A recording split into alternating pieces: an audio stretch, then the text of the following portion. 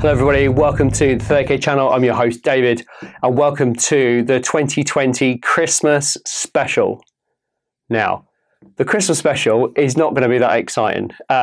In previous years, we've done 30K AT, I think for the last couple of years, and prior to that we did a big game, and you know, with obviously the world in lockdown and the coronavirus hitting, that's put a bit of a kibosh on the old Christmas special. Now, you could have said to me, well, you know, why didn't you film the Christmas special way back in November or between lockdowns and stuff? And yep, you're absolutely right. But if I'm honest, it just would have been Boris and I. So Word Bearers, Imperial Fist, Mechanicum, and Iron Hands. Now, I just thought that maybe you've seen a bit too much of that, and I would do a different Christmas special and talk about where the channel's at, where it's going, because something really big is happening to me next year, and what happens to me affects the channel massively. So I really wanted to talk about that.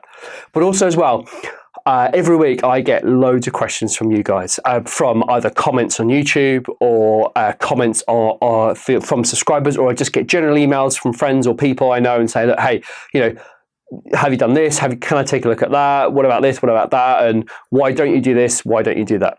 And I just thought this would be a really great way of just kind of summarizing the year, talk about some current stuff, talk about some future stuff, and try and answer some of those questions. Because I think sometimes the reason why we do things on the channel, there is a really, really massive reason. And I haven't kind of alluded to that over this last year because the channel, my future, has been a little bit uncertain. So now it's all kind of locked down and sorted, no pun intended.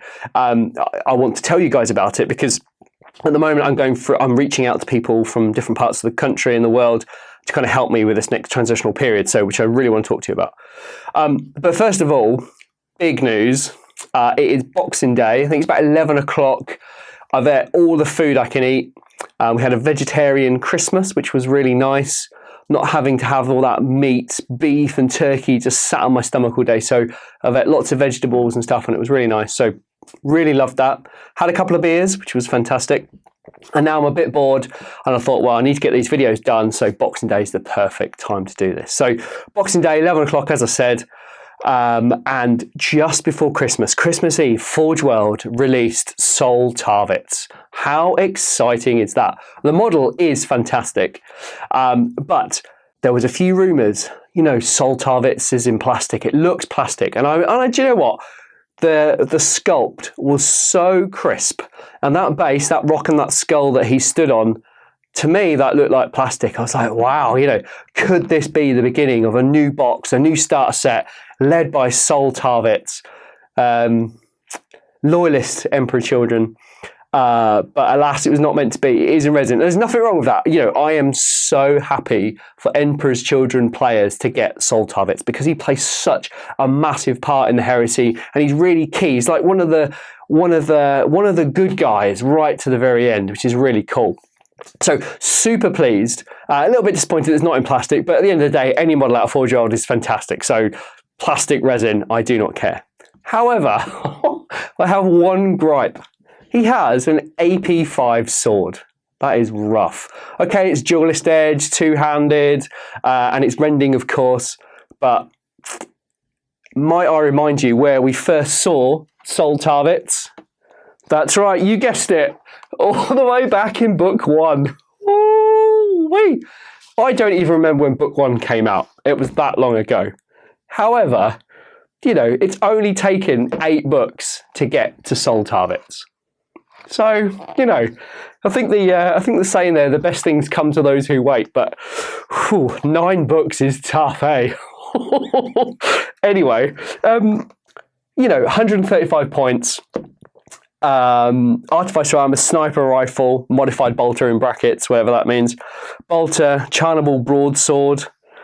I mean, it's rough. You know, you can get a Centurion at 50 points base and then give him a power weapon for 15 points. And, you know, okay, this guy's got a better weapon skill and an extra wound, but it's a bit rough, really, isn't it? Anyway, I'm really pleased for Emperor Children players. I'm so happy you've got Soul Targets. And obviously, as we move towards Terra, spoiler alert, hopefully Seoul will play a part in the Siege of Terror. So very, very excited for that. So I wanted to talk about that, get that out of the way with. Very exciting, very cool. Next up, some very exciting news for myself, my girlfriend, and our dog. This has been a long time coming, and I've talked to a few people in the community that have come over to the channel about it. And I'm not going to drag it out too long because I don't want this bit to be right at the end. Although I do still want you to keep watching after I've made my announcement because we've got lots of questions to answer and there's a bit more of a show after this. But I want to address it right now because a lot of the questions that you've asked me over the last year, the reason why we haven't done some of those things, which would have made sense a year ago, have been all kind of to this point. So I really want to get this out of the way and sort of tell you guys about it. So some of you may or may not notice I have a slight accent. It was a lot stronger 8 years ago than it is today. But I moved to New Zealand in 2005. Had an amazing time there. I was there for 7 years in total, till 2012. And then I got offered a really amazing job to come back to the UK. And then I was in that job for a couple of years. And then I went to the last job I just left, which was working for a large engine manufacturer, small engine manufacturer. And I was there for about 4 years, I think. And during that time, during that 4 years, I was in a financial position to start the channel. So about 2 years into that job, I filmed the first battle report. And the channel is how it is. Now, doing a very full-on job like that was really intense, as well as running the channel. And the two clashed quite often, both in my personal life, my social life, and my working life. So the channel had a massive impact on my life, for good and for bad, you know. Anyway, the decision was made that I left my old job, which was a fantastic job, very creative, very, very cool job. It was the job of my dreams, I'm not going to lie. When I got the job, I thought, this is me for the next 20 years, easy peasy. However, the channel started and my focus shifted, you could say. So here we are, 4 years later, or 4 and a bit years later.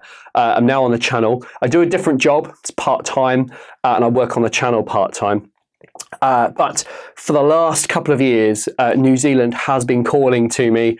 I follow quite a few social media accounts for New Zealand, and I have a couple of friends in New Zealand, and I've always wanted to go back. Now, when the channel started, I just thought that because of the way the channel films games, we pull from the community. So all the people that have been on the channel have pretty much been from the UK community. A couple of guys from America and Canada and Europe, which has been fantastic. But the channel's focus has always been about showcasing heresy by the community, and I host it, and you obviously know the format, which is great.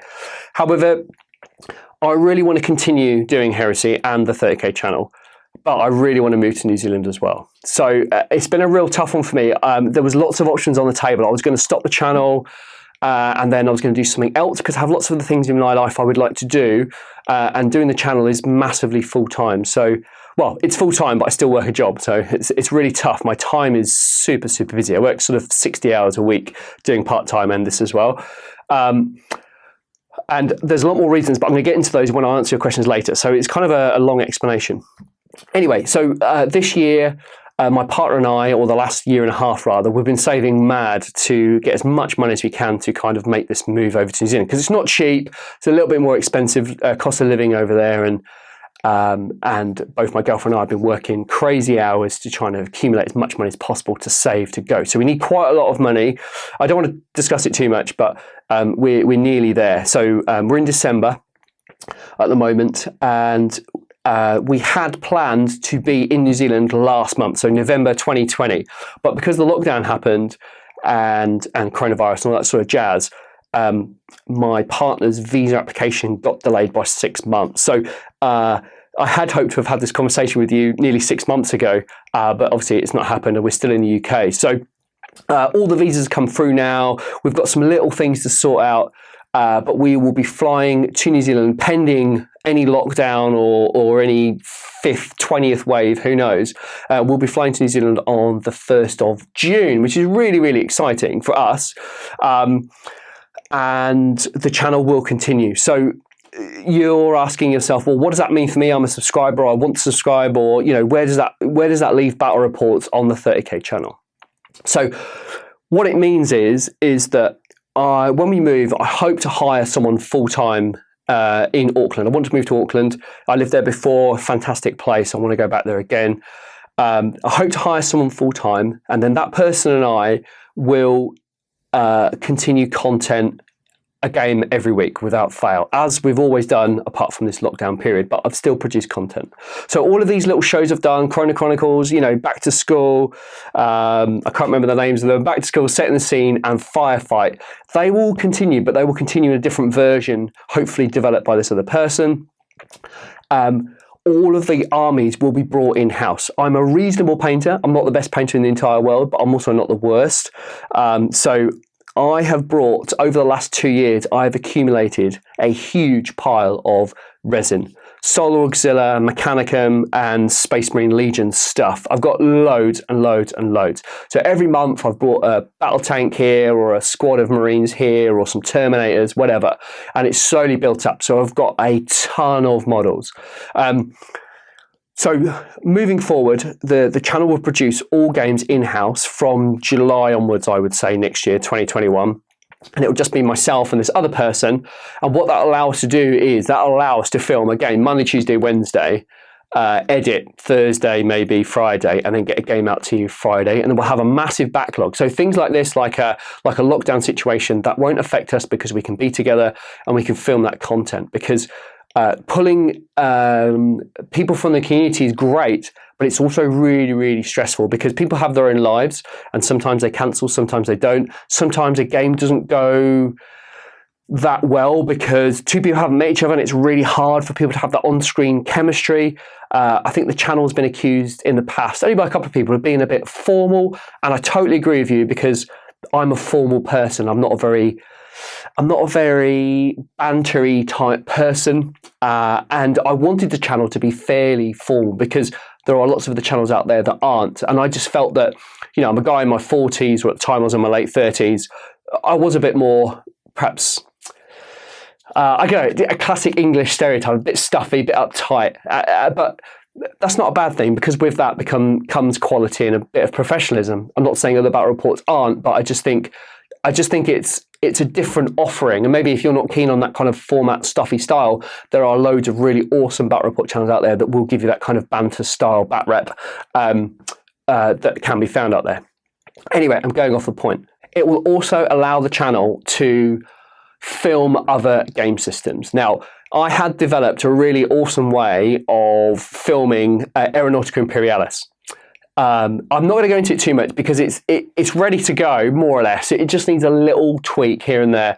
But I need someone every day for a couple of weeks just bashing games out and making sure it works and getting the film camera angles right and getting all the editing right. There is a ton of editing for Aeronautica Imperialis. It is so heavy editing, it's unbelievable. But it works the way it works. It's a little bit with Adeptus Titanicus, Boris, who does Adeptus Titanicus for me. His editing, that game is mad on the editing with the computer consoles and the little icons and stuff. So we've got all that for Aeronautica Imperialis. And the beauty about that is a lot of the Imperial stuff can be found in 30K. So there is a really great crossover, which I'm hoping to film. And that should have been released earlier this year in June maybe, but because of everything that's happened, it just couldn't be released because it didn't quite work. I didn't have enough time on it, and I didn't want to produce something that was half-assed. It had to be perfect almost, but it just wasn't quite there. So with this second person, we can develop lots more stuff, and because there's two of us, I'm not going to be tired all the time, and we can definitely focus on doing additional stuff. But also as well, I film these shows and I film these setting the scenes and firefights and stuff. But what you don't see is you don't see the hundreds of text messages to people saying, well, what about this? What about that? What if I do that? How does that rule interact with that? Because I can't know everything. I know a little bit, but I can't know everything. So when you've got someone right next to you, you can bounce ideas off. They say, oh no, that's rubbish, or that doesn't quite work. Or sometimes when I play the Thalax, I miss the blind rule. So it's good to have someone there say, oh, don't forget your blind check, that sort of thing. So it really helped having someone to be there. Like Boris and I, when we did Fall of the Aeon Bite, that was really cool. And when Alistair and I did, I can't remember the name of it, Harvest on the Black Sands, they have been the two most popular battle reports on the channel ever, both on YouTube and on the website. because you guys love narrative campaigns, and they were kind of the channel's first sort of foray into kind of campaign stuff. So, well, other than obviously the Spaceballs Thousand Suns with Dan and Pete, really cool series if you haven't seen it. So this is really, really great news for you guys, because you will get more content, more game systems, but heavily focused around 30k. A lot of people have said, oh, why don't you do Necromunda? You've got the scenery for it, do Necromunda. Why don't you do this, why don't you do that? And yeah, you are right, but we are the 30k channel, and we could branch out and do 40k, but there are guys out there doing an amazing job with 40k. Plus, I can't afford however many armies there are in 40k. I mean, there's, 20, 25 armies, who knows? So it's all about cost at the end of the day. I have to stick to what I know as well. But we will bring in new games. I have commissioned the new Warcry Catacombs set with a guy in New Zealand, a guy called Sloan Ranger. He's a fantastic artist based in Wellington. And he is painting up a set of Warcry. Now, that might not work, but I want a set painted, and then we're going to film a couple of games and see if it works. And if it works, then there could be an avenue to do sort of the smaller specialist Warcry stuff. But the absolute priority of the channel has to be 30k. We are the 30k channel. It has to be 30k. So there might be an opportunity to do some spin-offs, but we will focus on 30k, as I said. Also, moving to New Zealand, there is a small community, primarily in Auckland, but there are in other parts of the country, that are really enthusiastic about Heresy. I'm in a little group with those guys, and they've got some fantastic armies on there. And we will still accept guests, of course, because that is where the channel was founded. And we will pull from the community in Auckland to film those games. So I'm really excited to share those games with that community there in Auckland. And looking further afield as well, there's places in Christchurch and Wellington that the channel could perhaps travel to and film games, showcasing the different Heresy communities around the country, which would be really cool. Now, also as well, New Zealand is really close to Australia. Now, that is super exciting, because some of the books and the events that have come out of Australia is absolutely phenomenal. You've got the Mournevale events guys there. You've obviously got Eye of Horus podcast. So some really big community over there as well. And my hope, and please don't hold me to this, but my hope is to fly over to Sydney sometime at the end of next year, maybe, depending on about travel between Australia and New Zealand with lockdown and stuff. If I've got a quarantine in Auckland and then quarantine in Sydney for 2 weeks, that's a month gone. That's just not feasible. So hopefully, if there's freedom of travel between the two countries, my plan would be to set up a lockup or storage unit and essentially keep a second booth with a second lot of terrain in Australia. And then I would fly over to Australia, I don't know, in August, for example, pick up stuff in a trailer, hire a car, travel to X club outside of Sydney, film 2 weeks worth of games there. So, perhaps a 3k game over 2 nights, Monday and Tuesday with Bob and Bert, and then, Wednesday, Thursday with Fred and Alice, I don't know. And then take that content, bring it back to New Zealand, edit it, and then showcase the Australian Heresy on the 30k channel website. So that's the plan. Big plans, but really, really exciting. I think it'd be really awesome to showcase other countries' Heresy. I'd like to say I can travel the world to America and showcase Heresy there, but that's just not going to happen. But I'm really excited about that. I've not even been to Australia, so for me, it's going to be really cool. I am in conversation with quite a few people in Australia to try and look at hotels and where's the best place to kind of catch 3 or 4 different clubs or whatever. And the biggest problem with Australia, of course, is it's such a vast country. So, if you're traveling from Sydney to Brisbane, I don't know how long it is, but it's probably a 2-day drive, isn't it? 2-3 day drive. It's humongous. So there is some geographical issues there with filming in Australia, but I think the majority will perhaps focus around Sydney. Then if people want to come in for games, they can fly up into Sydney. I don't know. That needs to be sorted out, but we'll see. But it's a really, really exciting time for me, my partner, and obviously the 30k channel as well. So again, what does that mean for you? It means that if you're in the UK and you want to come on the 30k channel for a battle report of your very own, first of all, lockdown needs to be gone. Or if we're in the same tiers as each other. So I'm in Huntingdon, which is near Cambridge. That is in tier 2. So if you are in tier 2 and you're willing to create a bubble with me, I will create a bubble with you. I won't see my family or friends, and you won't see your family or friends for a period, however the government decides. Then we can film battle report. And so, because the channel's moving to New Zealand, the channel is being shipped on the first week in April, because it could take up to 2 months to get to New Zealand. So I will take bookings from January, I guess, but it depends on the restrictions, through to March. Now, you're going to say to me, well, that's fine. Hopefully we'll produce content soon. And if not, I will produce content on my own for you guys. But you might think, well, what about battle reports for the period that you're away? Now, I have provisionally booked 2 weeks in March with 2 different people. And providing lockdown will allow, and the bubbling system, of course, they are going to travel to Huntingdon and film a ton of games of me in that 2-week period.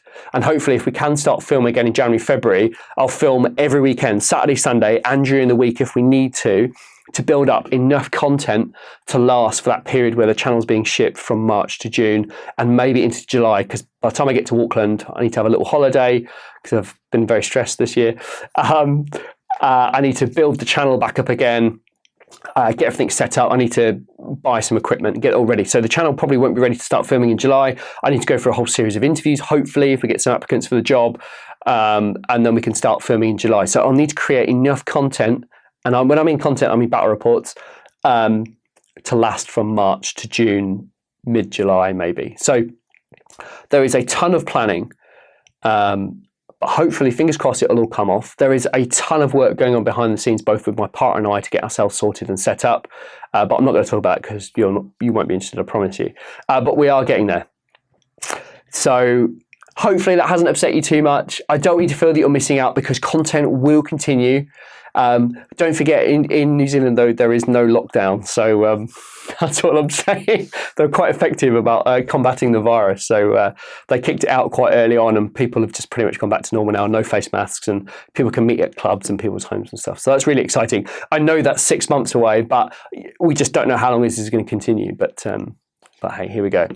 So that's my exciting news. I've really been wanting to share that with you for quite a long time, but it just hasn't been possible until today. So I thought it'd be a really nice announcement to talk about on the show. That's done now. I'm so relieved that I could share that with you. It's a massive weight off my shoulders, because I was so worried that you guys might think, get rid of this guy. He's gone. He's abandoned us in the UK. He doesn't care. And that's not the case at all. I've given 4 years of my life to this channel, and it's been successful, thankfully. And I've got you guys to thank for that. So thank you so much for your support.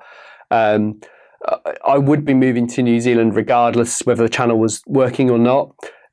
It's just a life dream of mine to live there finally forever, instead of kind of flitting backwards and forwards like I did before in those 7 years. So for me, it's huge. But what that does mean, though, is a lot of the questions you have asked, as I mentioned earlier, have had to bear this in mind. So I've got a huge list in front of me, sort of like an auto cue style. I'm going to go through those questions that you've asked me, and hopefully you will get some context behind those answers now, because and I'll give you an example. So that one of the biggest questions, requests, is dice rolling. Now, dice rolling is a massive integral part of the game, as we all know who plays this game, and it is so exciting when you're firing that multi-misser on your Rhino and you roll a 1 for the 4th time in 4 turns to hit, or you roll a 1 to wound, or to a double 1 on your penetrate. It is heartbreaking, but these happen in game. You want to move through cover. You've got a super engineered Space Marine, and you roll a double 1 on your charge. It's just heartbreaking, and it's those highs and lows that really make a game of 30k. Now, in the beginning, the channel filmed all the dice rolls, and in my opinion, it was too much. And then we kind of shifted to film some dice rolls, which I felt was a really good balance, like the really important or key ones, or ones that we knew were going to be funny. I don't know, 40 bolter shots into the back of a Rhino. How many times can you hit? How many sixes you can roll to glance a Rhino out? Or, that sort of thing. So that's really exciting. So we try to do a lot of those. But as the channel went on and we got more guests on, and when guests come onto the channel, they want to film a big game. They want to film 3K, 3.5K, 4K, and we can absolutely do that. But you have to remember, a game takes about 10 hours to film. If it's your first time and you've not really narrated battle reports before, or you've not been in sort of a filming environment, then that environment can be super stressful for any guest. I tried to make the day as relaxed as possible, but ultimately I know in the back of my head there is so much to do, and because I like things in a particular process, it's really hard to get a grip of. And if it's your first time, then that can be really difficult. So I have to balance a factually correct game rule-wise, and we don't always get it right. It's not a perfect rule set, I'll add as well, with dice rolls and character engagement with the two players, because they may not have met each other. One might be from Brighton, one might be from Scotland. They've never met before. Their only common interest really is the game. Okay, they might have kids or dogs or pets or cars or whatever, but generally we're here to play a game. So there's a lot that goes on to kind of make those two people feel quite comfortable and reproduce a format that I need, because one of the things I'm most proud of is that a game that was filmed 6 months ago is very, very similar to a game that's filmed today. And I draw my inspiration from the news, the BBC or whatever news channel you watch. You know, the presenter always comes on, hi, my name's, welcome to the 6 o'clock news or 10 o'clock news or whatever. And it follows a really familiar format. And I myself like that familiar format, and I know other people do, and I think that's what makes the channel successful, is that consistency of production. You know, we could have wild laughing and hands up in the air and crazy dice rolling and all sorts, but you know, that becomes increasingly hard to capture. And I think, as I mentioned earlier as well, the channel's kind of being a bit accused of being a little bit stuffy and a little bit straight-laced maybe, but that's just my point of difference, because there are other channels out there that have, you know, super excited, super enthusiastic, a little bit over the top in my opinion maybe, but then I'm a stuffy English guy, I can't help my personality.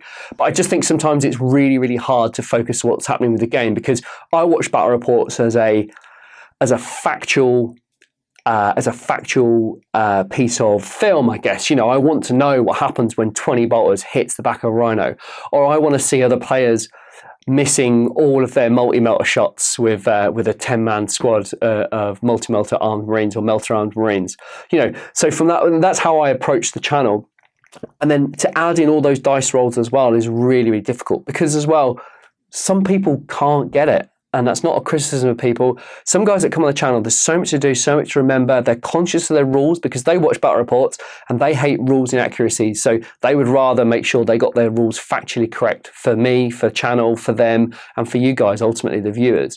And so sometimes, you know, firing 5 lascallons into the front of a flare shielded Land Raider, and remembering that you can only cause glances on it, on a flare shielded Land Raider and not pens, is hard, and people can't remember the damage chart, +1, AP1, AP2, +1, +2, and then you've got to remember the damage chart, and then to get that really fluid, if you blow the Spartan up after hitting on the side, because you can't do it from the front with a flare shield, you know, right, the Land Raider is blown up, we'll roll for scatter, hits 4 Marines, 4s to hit, 4, you know, wounds on 4s, AP blower.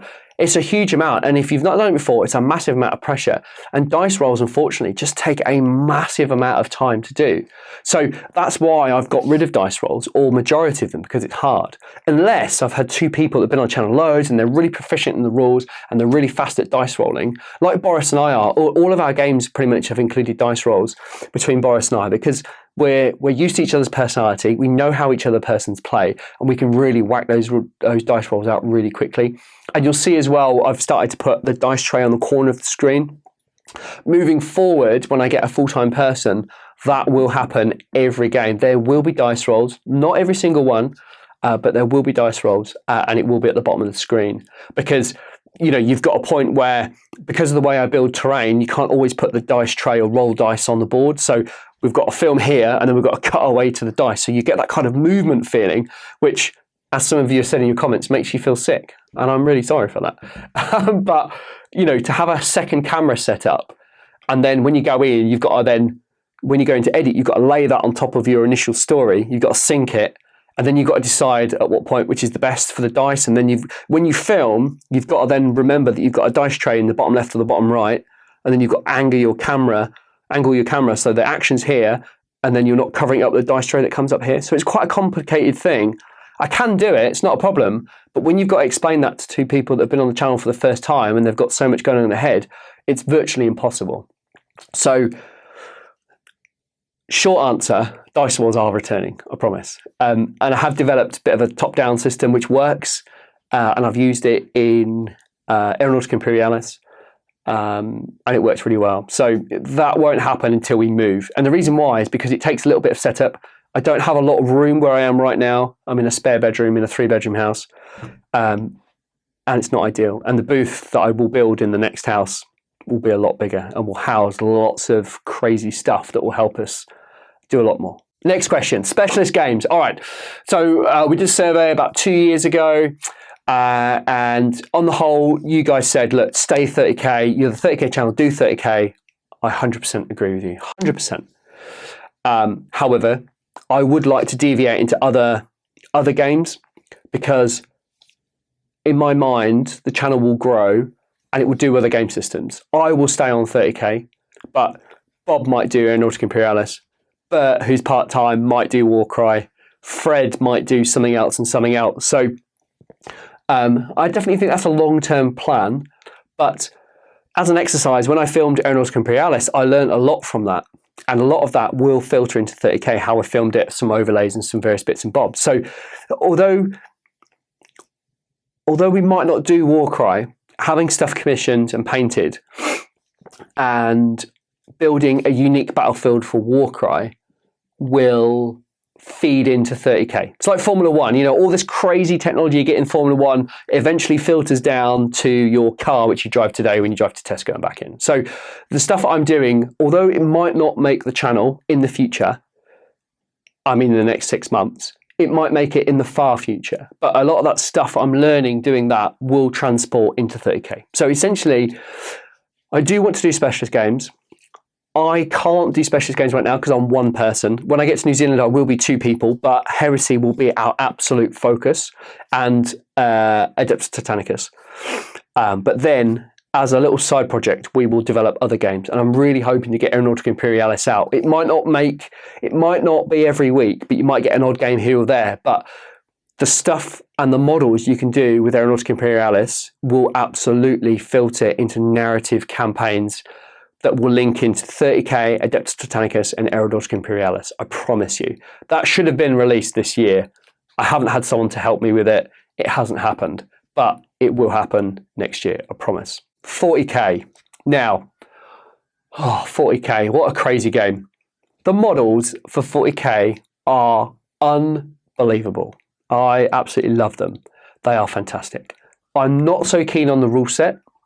That's my personal preference, and I'm sure hundreds of you are shouting at the screen, it's a better rule set, 30K is inferior, la la la la la. I do disagree with you, of course, I have to, because I really do enjoy Heresy. And a lot of people have said to me, why don't you do 40K?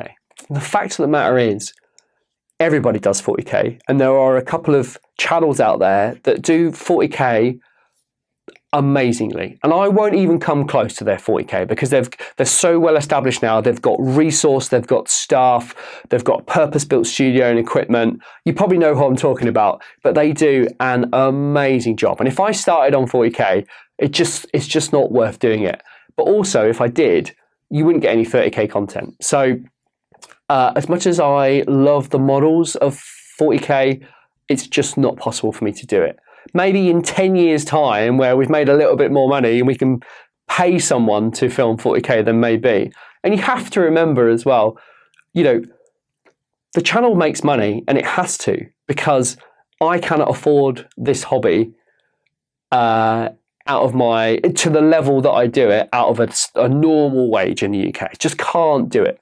And for the last 3 or 4 years, I have supplemented the channel massively through my salary. So I would get X amount of money a month, and you'd pay your essentials, food, electricity, fuel, blah, blah, blah, all the boring stuff. And then you'd have a reasonable bit left, but then 90% of that would be put onto the channel to buy stuff. And then I'd end up with a little bit for going out, having a few drinks and saving up for a holiday sort of thing. So to do it to this level is massive. So if you're a bloke in your garage and you've got a camera and you've got mates with some models, amazing, fantastic. But it will never get to this sort of point where we've got lights and studios and that sort of thing. There are some great people doing some great stuff out there, but the channel needs to make money, because if it doesn't make money, the channel folds overnight. It's as simple as that. And it's a shame that it's so precarious, but that's just the reality of it. So for me to move into another game system, you need to have a reasonable stock, you need to have the time to paint the stock, and then you need to film the games, which is time, effort and money. And they are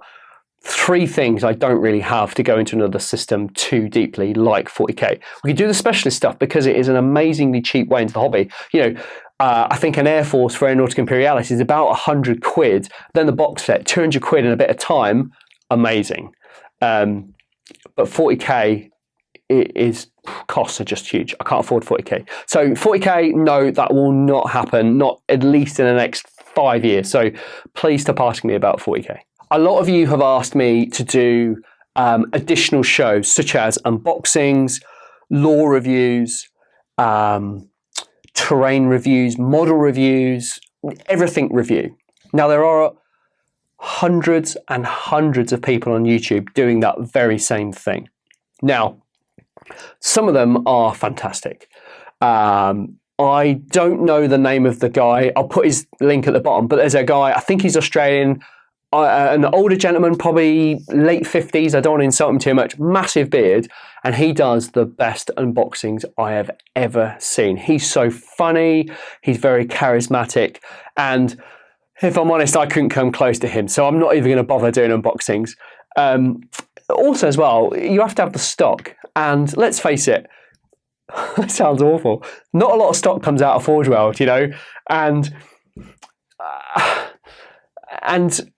I'm collecting Death Guard and Soul Auxiliary at the moment. There hasn't been a Soul Auxiliary Death Guard model for ages. So I could buy some Dark Angels when they come out, and I could buy Soul Tarvitz when he comes out, and I could buy this when it comes out, and that, and that, and that.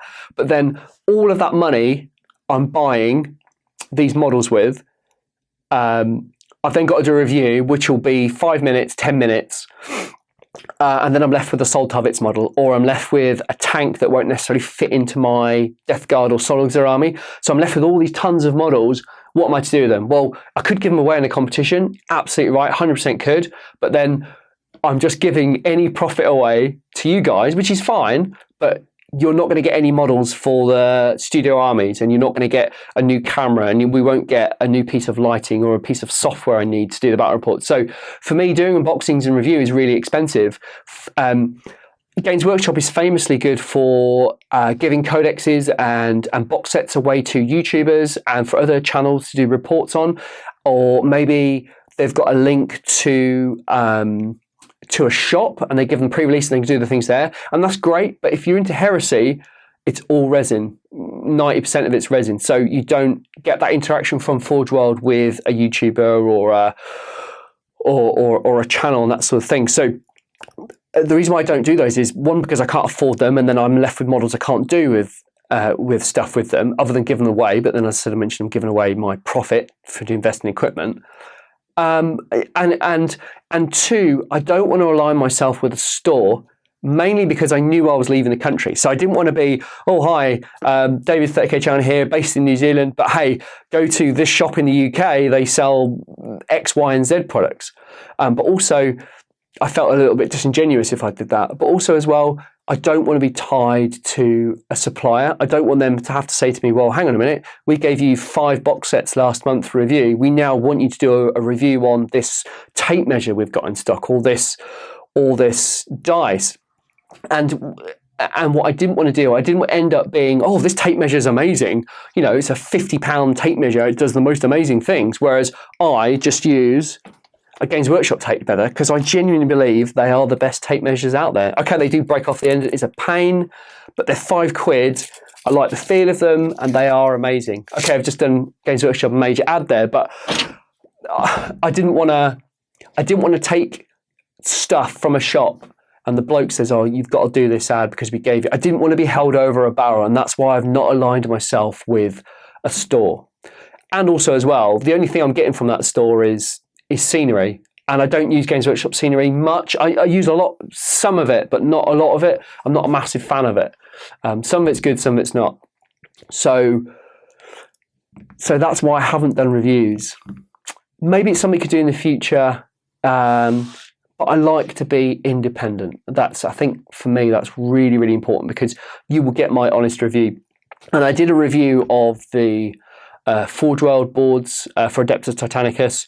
Amazing as they are, there is some real fundamental flaws with them, which is tough because they are an amazing, when you look at it on the face of it, they're amazing, but I think they're a very tough item to justify. So I tried to be honest as much as possible, and I don't want to have a manufacturer in the back of my head or a shop in the back of my head saying, well, we really need a good review because we need to shift these £50 tape measures, or we've got these new dice in, we really want you to do the dice and stuff. So that's why I've not done unboxing and reviews. Maybe when Games Workshop or Forge World release a new plastic box set, fingers crossed, we might do something there. But for the meantime, that will not happen. There is an opportunity maybe in the future when moving to New Zealand, the channel might split off and do something completely different to 30K. I'm in talks with some people about that at the moment, but I won't be doing any of that. That will be someone else.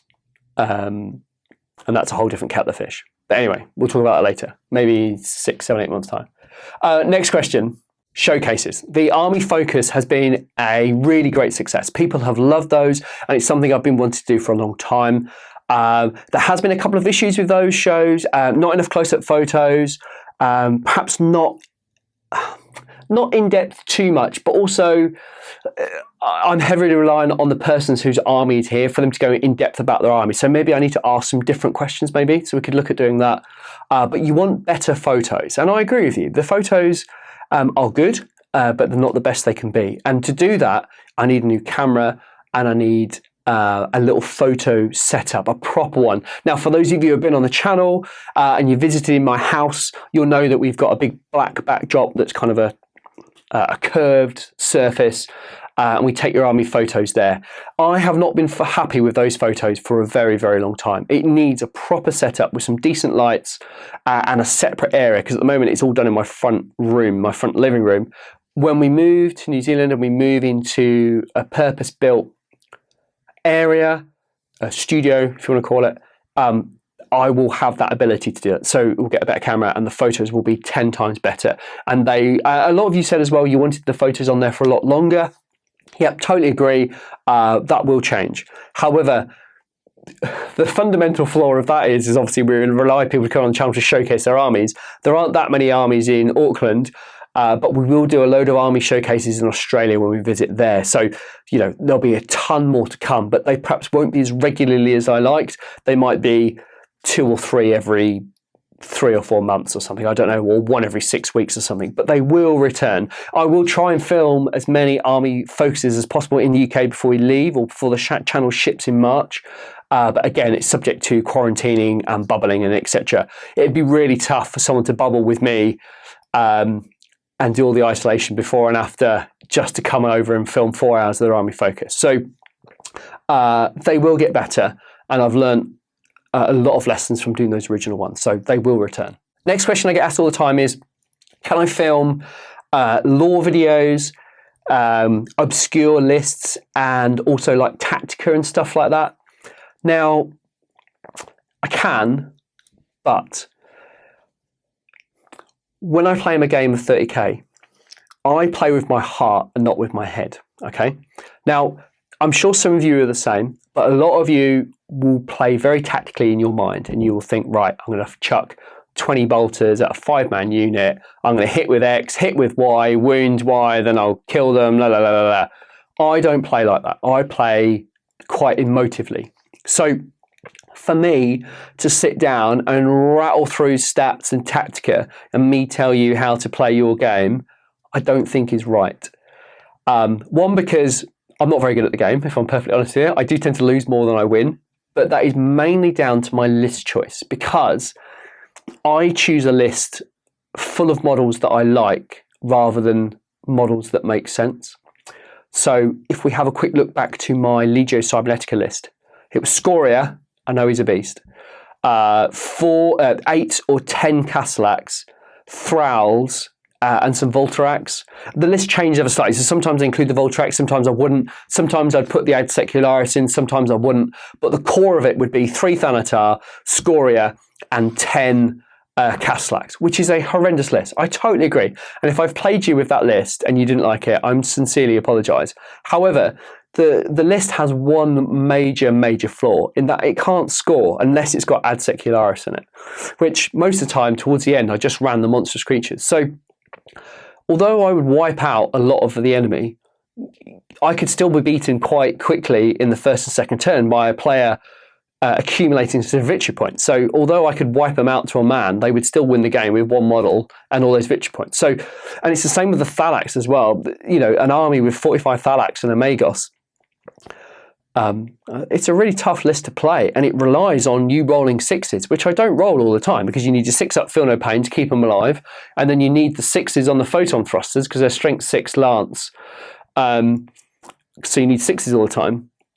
Well, most of the time anyway, for larger kind of higher valued armour. So it's a really tough army to play. However, personally, it's a very exciting and emotionally filled game. There is some major highs and some really low lows. And I don't think that would make a good Tactica video because most of you don't build lists the way I build lists. And if I look towards the Death Guard, I know they've been going on for a long time, but they are on their way. My main army is going to be 3 Spartans filled with 20 Tac Marines and a character maybe in each, or a Centurion or something, or a Primus Medicae or a Apothecary, led by a unit of Terminators supported by 2 Dreadnoughts. You know, and that's pretty much going to be 3.5k. Now, you know, a lot of you will say, well, where's your destroyer unit, or where's your flamers, and where's this and where's that? Yeah, you're right, but I think because most people in general build an all-round list, or they build a fluffy list, but they build it around the special rules. So, you know, if you take Death Guard, for example, lots of flamers and stuff like that. I don't build a list like that. I like it. I just want to throw down 60 Tac Marines or 75 Tac Marines if I don't put the characters in them. So we'll see.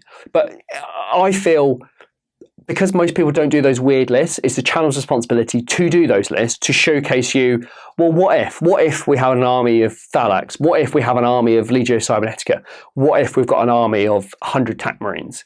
So that's why I build weird and wonderful lists, because most people don't. And I get why you wouldn't build those lists, because they're not very effective. And let's face it, we all want to win a game or two, and I tend to lose more than I win. So, you know, let me do all the losing, and you have your cool lists and do what you want to do in your hobby. But it is not my position to say you should take a Spartan full of this, or you should take that Terminator unit, or you should take that HQ. That's not where I am in this hobby. And lots of people say you should take this unit for maximum effectiveness against X, Y, and Z unit. But if I'm honest with you, if we all sit down and read the rulebook and we understand how AP works, we understand how many shots you can get off, and you understand basic law of averages, you can work out how effective a unit is. There's so many posts on Facebook saying, oh, how does this unit perform? How does that unit perform? But you can only answer that if you have the whole picture. So, you know, X person probably plays against Y person 99% of the time, and that person has that particular list. So maybe that unit doesn't perform very well because that person plays that particular list all the time. But if they went to a tournament, or they went to another gaming group, or played against 5 other people's, that unit who doesn't do very well against that person might do really well against Bob, Fred, but not very well against Mandy and Sandy. Who knows? So, you know, you get these posts all the time on Facebook. Oh, what unit do you reckon I should take? What should I upgrade with? Or what should I put transport should I put them in?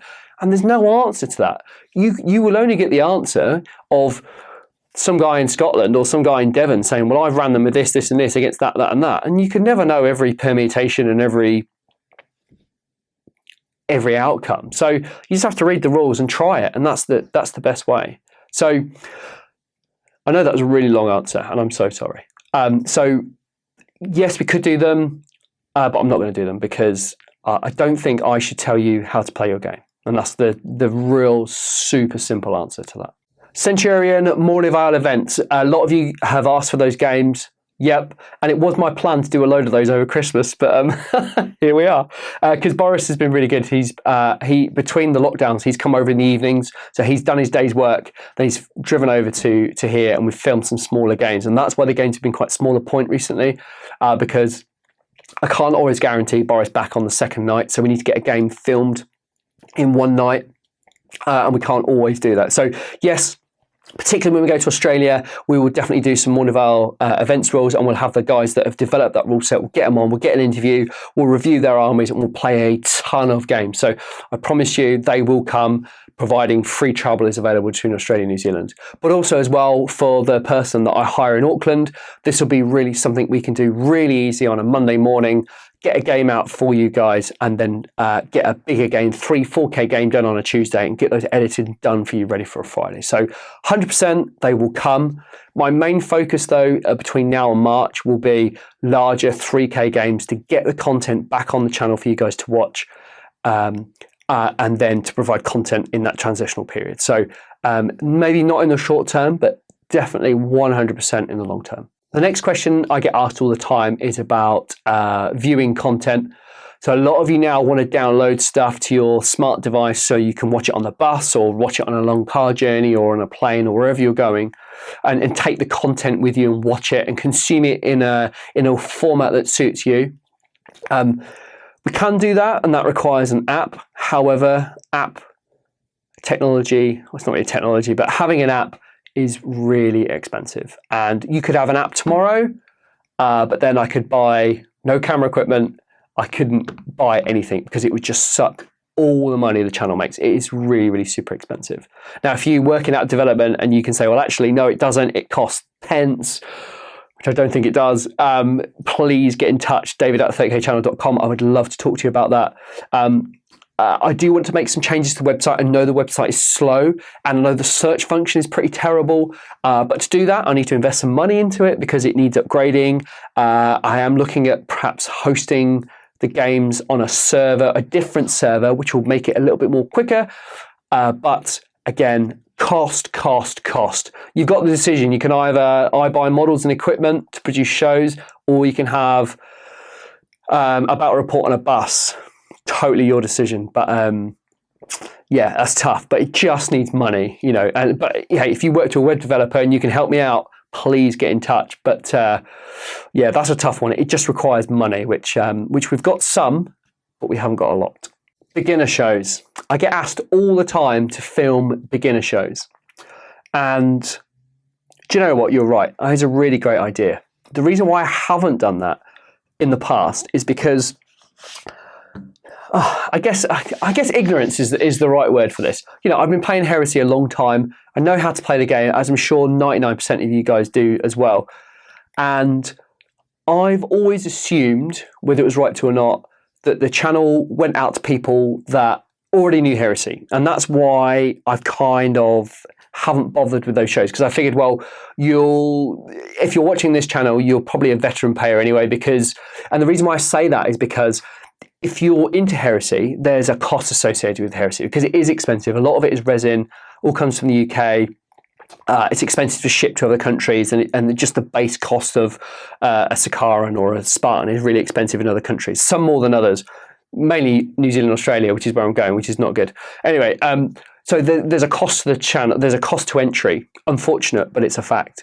And also, the most Heresy players tend to be a little bit older. They've got a little bit more disposable income than maybe someone who's coming into the hobby, particularly into 40k, Age of Sigma, or those skirmish type style games, because it's a lot cheaper.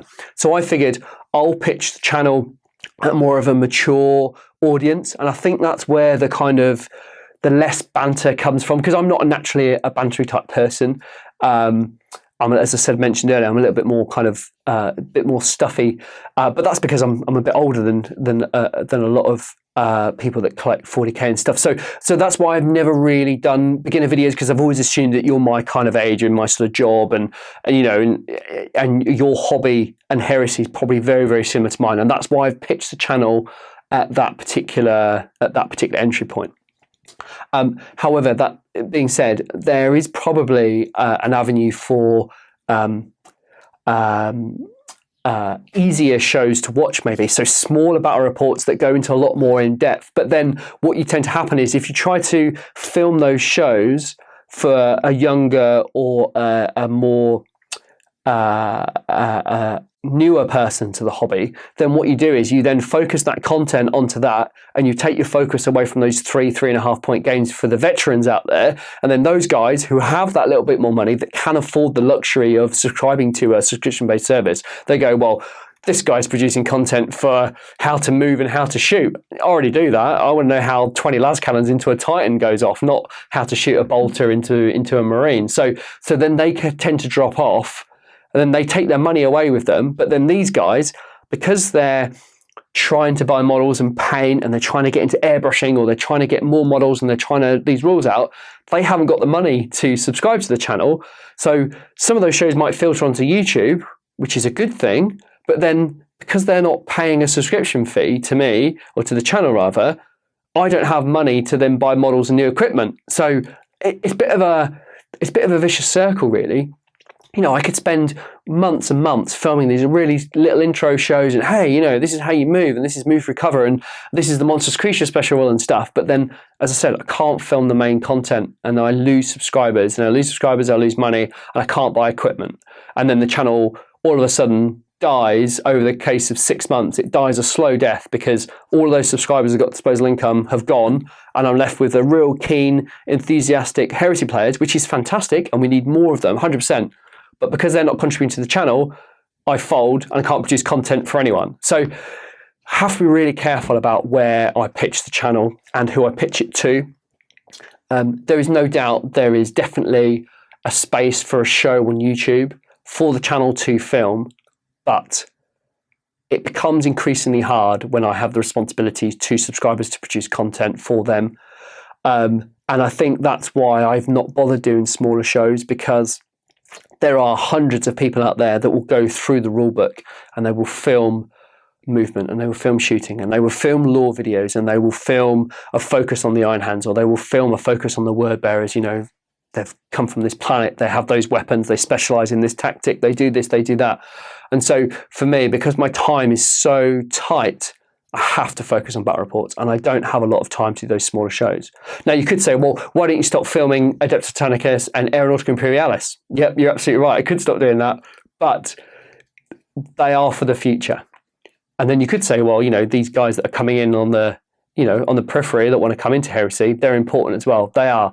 I can't produce content for everybody. It's as simple as that. I'm one person.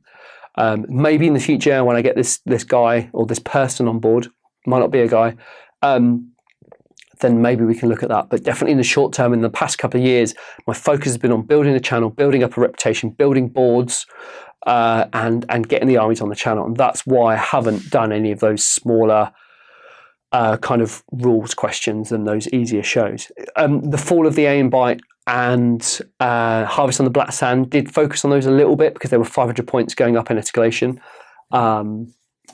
But to have a show dedicated to entry-level Heresy is really hard. For me personally, there's probably someone at home says, hey, I've got 4 or 5 hours a week spare, I could film those games and fill that gap, then you should absolutely do it. You know, camera phones on phones are amazing, or invest in a decent kind of handheld camera, make a reasonably professional looking setup with some good narration, and I think you've got a fantastic channel there. So if someone wants to go away and do that, then there's a massive space, I think, for doing it. So go and do it. Right, we're nearing the end of the questions. So these are the most popular questions I get asked all the time. Mechanicum. Let's talk about Mechanicum. I am a huge Mechanicum fan. I think they are a fantastic army to collect. They are so different to Space Marines. And they have an amazing model lineup as well. They've got virtually all of their models, bar a couple.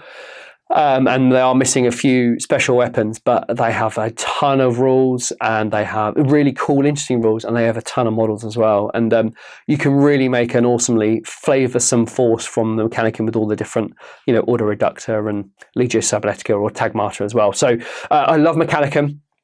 However, it saddens me to say that Mechanicum games bomb on the channel. Not many people are into Mechanicum.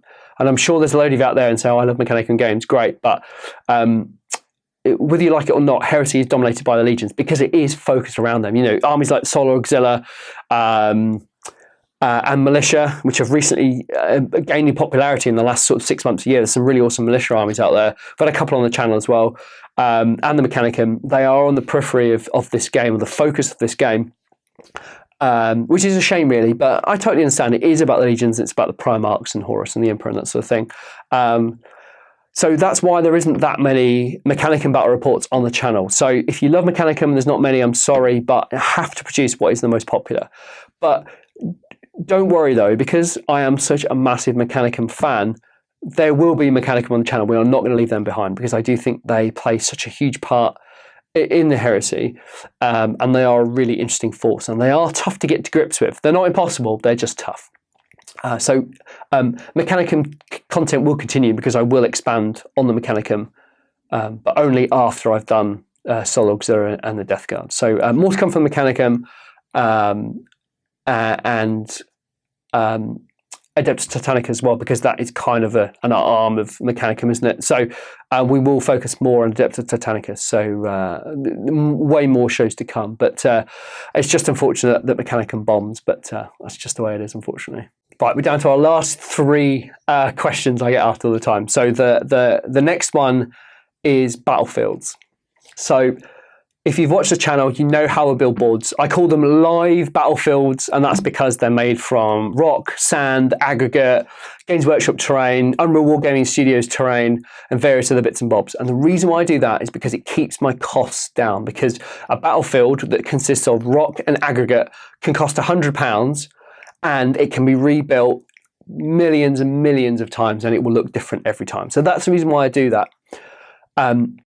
The channel has been accused of, and I accuse myself of this, only being abandoned cities and desolate wastelands. Yep, I totally agree with you, it is. It's mainly because that's the terrain I've got, and to build a forest board or to build a green board is expensive. There's no question about that, because they all need purpose-built terrain. We all need some expanding foam, and then we need to mold the rocks, you know, cast some rocks up, mold them into the thing, and then make it all one piece to make it look really nice. Then put some, you know, some flock down and some water and stuff out, and that's great, and I can do that, no problem at all. However, the problem is it's cost and space, because I can build it, that's fine, it costs, so let's have a budget of maybe £200 a board for rocks and flock and foam and that sort of stuff. It takes a huge amount of time to build.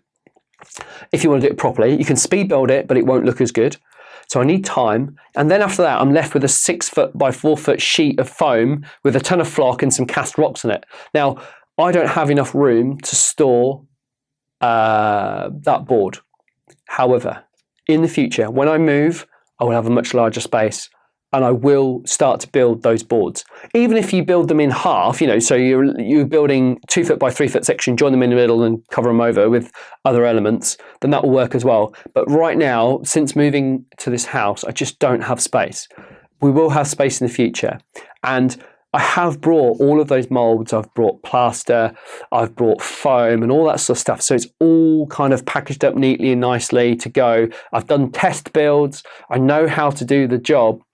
I just need to build it and have room to store it. So in the future, because the channel will be based from one place, and I'm never moving ever again, I'm not going to move country, I probably won't move house for a very long time, it will allow us to do all of those boards that have been desperately missing from the channel. I would love to do a board in like an agri world, you know, over some sort of agridomes and industrial equipment for farming and septic tanks or sewage tanks or processing plants and stuff like that. I'd love to do all of that, and I've brought some models from garden centres with, you know, conveyor belts and kind of loaders and stuff, and they can be 30K-ified quite easily and repainted and made into these really awesome agridomes. And I've got sketches and I've got design ideas and stuff. So, you know, and the reason why I haven't built them this year is mainly because of time and obviously lockdown, but also if I had built them,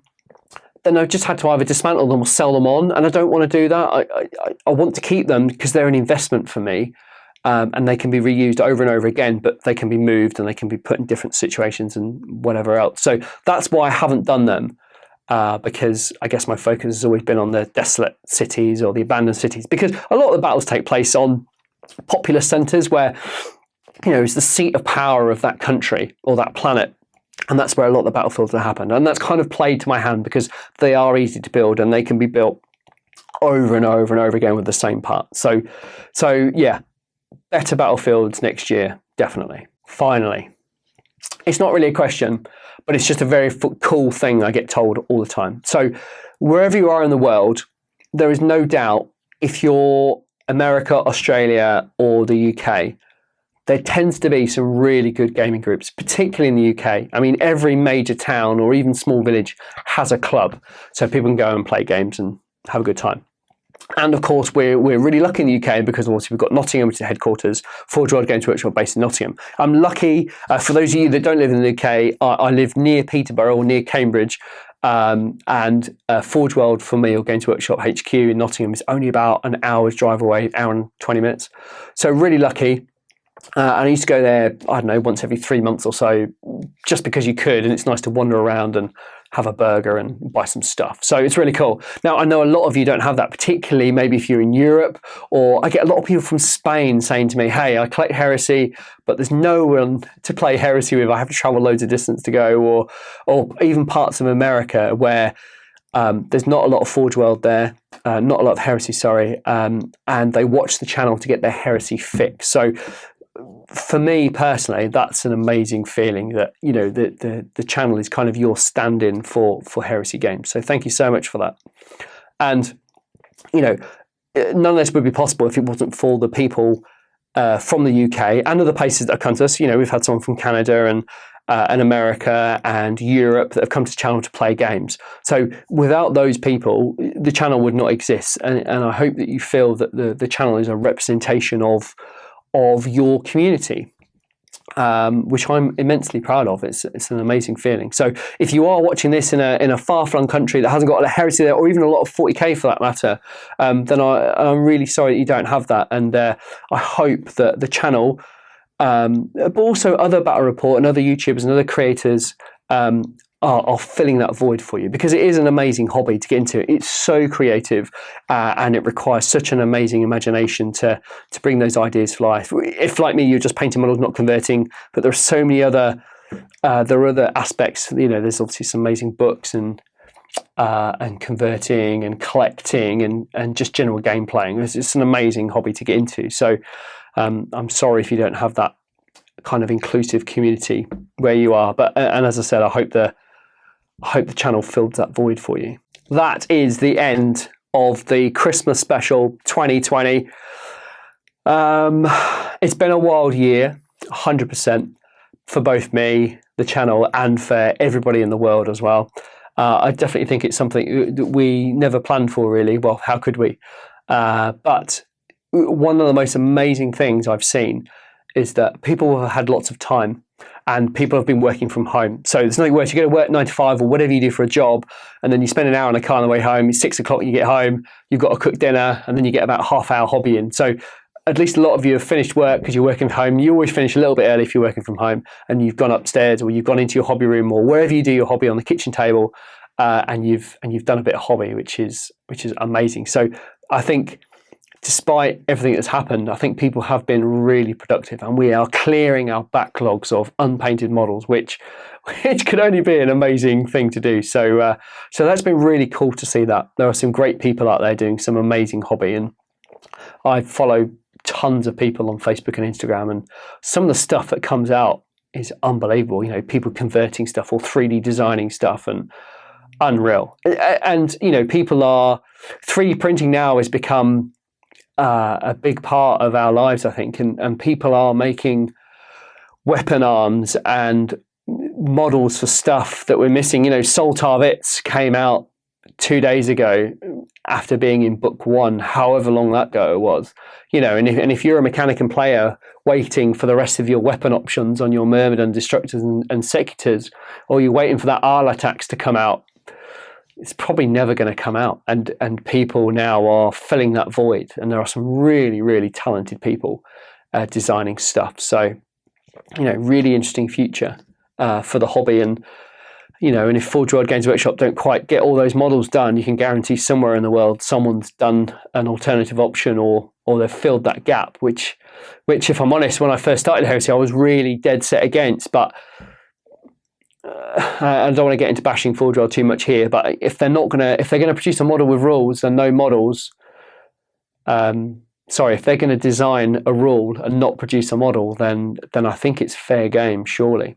I don't want it to be, because I want them to produce the weapon option they include in the profile, because I'm not clever or talented enough to make my own version of a weapon, and I don't think I should be able to buy 4 different models to make one weapon for one model, and I need 4 of them. And now I'm spending hundreds of pounds to buy all these spare parts to convert to make a weapon that should have come fresh out of the box.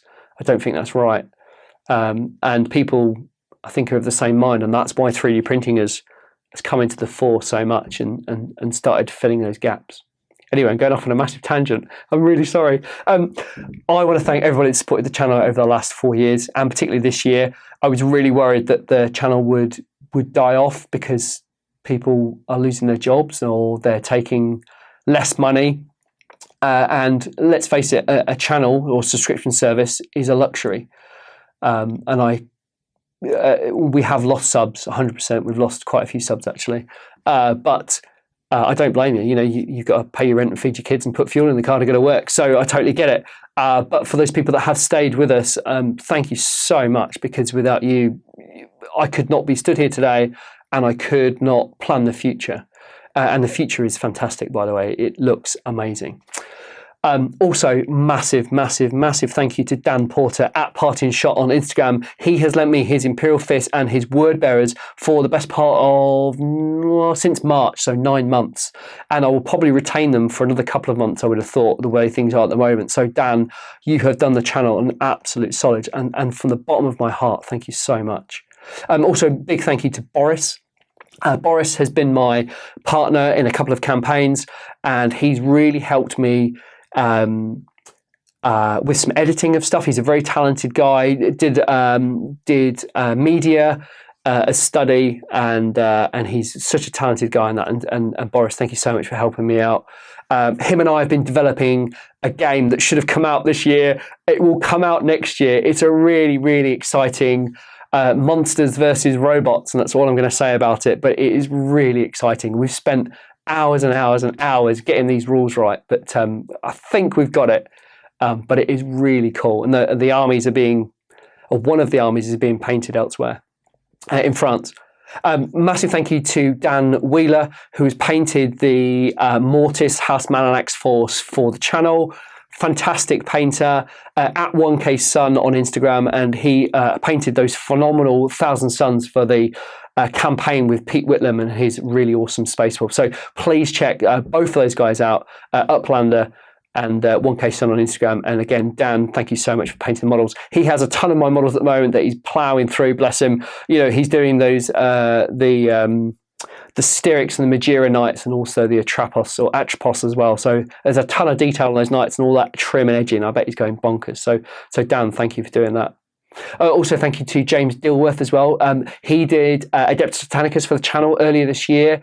He's a super busy boy down in London. He's got a really great career ahead of him. So he couldn't quite devote the time that I needed him to. So he's kind of doing his thing, which is awesome. So James, thank you for your efforts for Adeptus Titanicus earlier in the year. And then finally, Julian Harris. He has written all of the little stories at the bottom. So if you go to the description below of all the battle reports, there is these really awesome little stories and descriptions. So he's done them for the best part of about a year now. And he's really local to Boris and I. He's in Cambridge as well, and he does a really great job of that. So Julian, thank you so much. I think without those stories and having kind of that story within a story is really cool. So sometimes we focus on like the battle at large, or we just focus on some guy tapping on his computer to call in an ordnance strike, or some marine stalking through the ruins or over a hill or something like that. So those, I think, add an extra level of extra layer of complexity and a little extra layer of interest as well. So Julian, thank you so much for doing that. That's it. I wish you a fantastic Christmas. I didn't do any social media yesterday because it was Christmas Day and I just wanted to cruise. But I really hope you've had an amazing Christmas. Probably not the one you've been expecting, but I really hope you've had a good one. And I am so excited for the new year, both for myself, of course, but also for the channel, because I do believe this next step will take the channel to the next level, because I think I've held off taking it to the next level for the last year because of these plans, and I didn't know when they were going to come to fruition and stuff, and I haven't really said much about it. So I'm finally glad they're coming off now, and I'm really happy to have shared those things with you. So really exciting times. Thank you so much for watching the channel this year, and if you're a subscriber on YouTube, please consider subscribing to the channel, because all these things I've talked about, you will help to make them happen next year, and that can only be a good thing. So thank you so much for your support. Have a great new year, and I will see you in 2021.